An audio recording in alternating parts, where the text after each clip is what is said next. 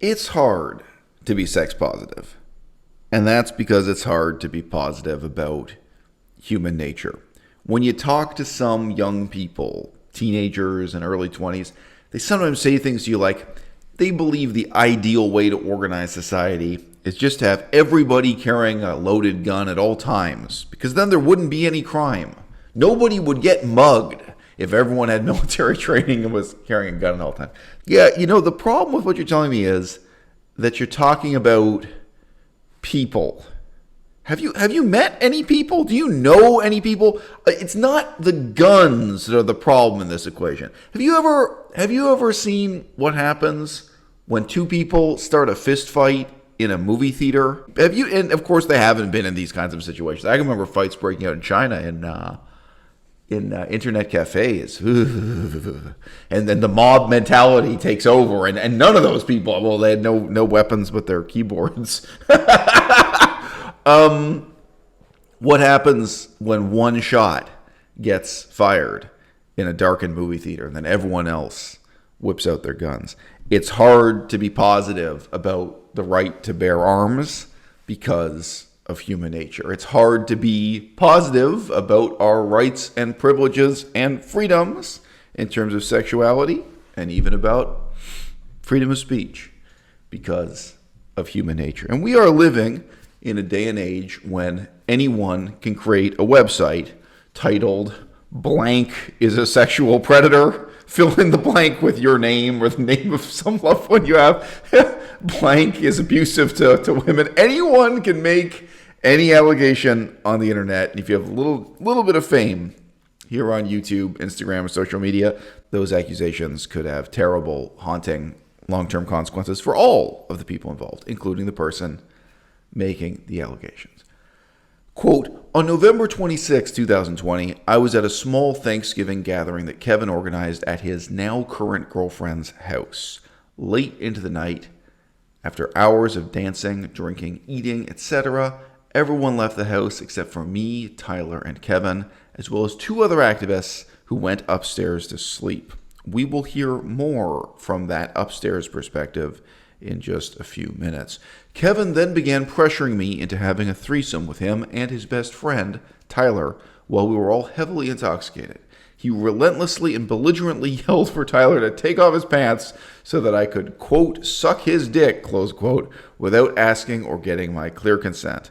And in fact, after I was repeatedly telling him to stop. Kevin was yelling this for what was probably 40 or more minutes, while saying things like, quote, look at this hot girl. Doesn't she have a nice ass? Don't you want to stick your dick in her? Close quote. I remember laughing out of awkwardness, feeling very confused and objectified by Kevin, and not thinking that anything sexual would actually happen that night. Sydney Jesperson replies, today I was shocked and saddened to hear that Rachel Ziegler has come out and accused Tyler and Kevin of sexual abuse. These are baseless, unfounded, ridiculous claims, and I can attest to this as I was present the night the alleged abuse took place. I'm the activist sleeping upstairs, mentioned in her statement. To be clear, I'm not discussing Michelle or Kat, only Rachel. Thanksgiving Day, I went to meet up with Rachel and Kevin in LA. She was obsessed with the song WAP. Wet ass P-word. Make that pull-out game weak. And kept playing it on the TV. She was dancing, laughing, and drinking. She was partying. She continued to drink more of her own free will, getting louder and talking about orgies. Eventually, people left, so me and my partner went upstairs to sleep. Once talk of hooking up was heard, it became clear who was the uncomfortable one. Tyler.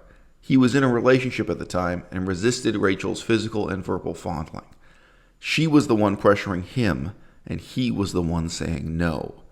Tyler admitted he found Rachel attractive, but didn't think it was a good idea. Rachel is the one who violated consent that night. Tyler is the victim of that night. It's quite a stretch to go from talking about having orgies with Kevin and Tyler to abuse. Rachel even laughed at one point, saying, quote, I wonder if they, me and my partner, can hear us. I replied, yes, and their party continued. Rachel and Kevin kept telling Tyler to take his pants off, and the rest is history. Rachel got the sexual experience she wanted, and we all protested the next day. Rachel also changed the group chat name to Orgy Crew. Believe it or not, there are screenshots to back this claim up. Too offended by Cardi and Megan Ryman. I'm more offended by Trump and Biden, and fuck the DNC and all the staffers, and fuck Trump, bunch of racist crackers. The state of America, I'm quite embarrassed. The cop and the racist, Biden Harris. It continues along these lines. And it gets significantly more vulgar. Fast forward to the end of January, Rachel invites Tyler and myself to come stay in her home for the San Francisco SACS protest. She was hesitant for one reason only: COVID-19, and worried her roommates might not feel comfortable with us being there. That's it. Not because of what happened Thanksgiving 2020. Tyler was invariably invited upstairs to Rachel's room to, do it. This was 100% consensual. That same night, I was sleeping downstairs and overheard Rachel expressing remorse for what she did to Kevin. She admitted he didn't abuse her, but he was too rough for her liking. She said she felt bad for getting him banned by DXE. Back in December, Rachel had amicable dialogues with Kevin, even apologizing for lashing out and being overly emotional. She said she wanted to repair the relationship and continue on as friends. Returning to Rachel's version of events, while Kevin was yelling for Tyler and I to have sex, I kept repeating, "Tyler has a girlfriend. I'm not going to do that to her. I respect her." After a while of me saying this, Tyler eventually said that he and his girlfriend had an agreement where they could sleep with other people if it was a one-time thing. I didn't know it at the time, but this was never an agreement that they had. Tyler was lying about this in order to get my consent. Tyler then continuously encouraged me to keep drinking, knowing that this would be more likely to lead to me saying yes. It first began by Tyler and I awkwardly kissing on the floor of the kitchen. Kevin began cheering at this victory and persisting that we keep going. Yes, that's a misuse of the word persisting, but I won't digress. I remember feeling a sense of being put on display for his amusement and being reminded of frat house party scenes in movies. Tyler was the first to take off an article of clothing before they both pressured me to take off mine as well, saying, "Okay, Rachel, your turn." It eventually led to us moving from the kitchen to one of the bedrooms where the threesome happened, which I was barely conscious for. I was so drunk that the next day I had to ask Tyler if there was penetration because I couldn't remember. He assured me that there was, along with other details that I couldn't remember.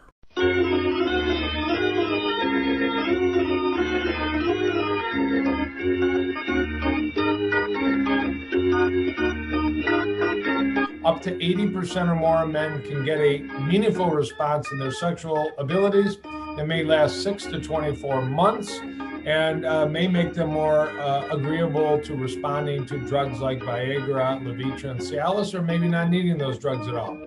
Up and down, in this case, the right side. Up and down the left side. Maybe down the top. It's not more sensitive. It's just a problem when you get way out to the tip. Not where the tangerines are. Let's make it a little more accurate. You do where the banana inserts into the body, a little bit in that area. I think I'm pretty awesome. I think I'm relatively attractive. I now have boobs, which I didn't have 3 hours ago, but okay. Also, I'm relatively smart as well. Pretty funny, have a little bit of a personality there. All in all, I think I'm swell. I think I'm pretty awesome. Kevin apologized the next day in a drunk text, but admitted that even though his behavior was wrong and terrible, that he just couldn't help himself because he was so attracted to me, and that knowing himself would probably try to do it again tonight.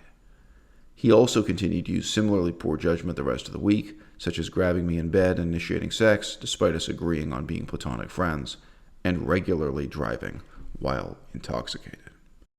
On Thanksgiving of 2020, November 26th, myself, Kevin Olive, and Rachel Ziegler participated in a consensual sexual experience. There was another activist listening to this entire event take place from the bedroom upstairs. The following day, November 27th, Rachel sent me a text saying, "One of the first things I said to Kevin when I woke up was, 'Is it weird that I want to have sex with Tyler again?' As well as, I was not expecting that all to go down at all, but definitely was not upset by it either." There are indeed screenshots to back up these particular claims. She also changed the name of our Thanksgiving group chat, which included 5 other activists, to Maximum Wet Orgy Crew. 3 months later, Rachel and I also engaged in intercourse for a second time during a trip to the Bay for a protest. I believe Rachel has misrepresented me. However, Rachel is a member of the animal rights community and deserves a voice. While I reject the notion that there was any sort of consent issue with me, Rachel, and Kevin, I also understand that emotions are complex and that she is entitled to a change of heart around the event. There is quite a bit more reading you can do contrasting the primary sources for yourself as this controversy unfolds, and I am providing you with the links below this video. The most important conclusions for you to draw here don't concern the autobiographies of these 3 or 6 or 9 vegan activists, nor the strange fate of their particular love triangles, love pentagons, or other complex geometric configurations of how they sexually connected to one another. The conclusions you need to draw are about yourself. They're about how you're going to live your own life, what terms and conditions you're going to impose on your own love life. As I said at the start of this video, it's very hard to be sex positive. It's hard, and yet, in some sense, I would urge you to take up the challenge, to not let yourself give into the pessimism of being a sex-negative person. It may seem like a strange thing to insist on, but what I find myself saying here on YouTube again and again and again is that you really should care. You really need to care about the intellectual and moral qualities of the people you fall in love with, of the people you sleep with, even of the people you flirt with and take the first steps to initiate a relationship with. When you fall in love with someone, you're making a judgment about them, that they are worthy of your love, that they are lovable, that they are worth loving, that they are worth building some kind of relationship or life with. I feel that way even if, frankly, it's a short-term relationship. I understand that people are driven to madness by the sense of regret for the people they have slept with, they have seduced, or that they have fallen in love with in the past, because we don't just regret the bare fact that we had sex with them. We are reflecting on and we are regretting who it is that we ourselves truly are, what it is that we've become, what it is that we accept, who it is that we make excuses for, who it is we judged to be worth loving, and how that reflects profoundly on ourselves. My slang is editorial, explicit material, briefcase show, live and stereo flow, feel me.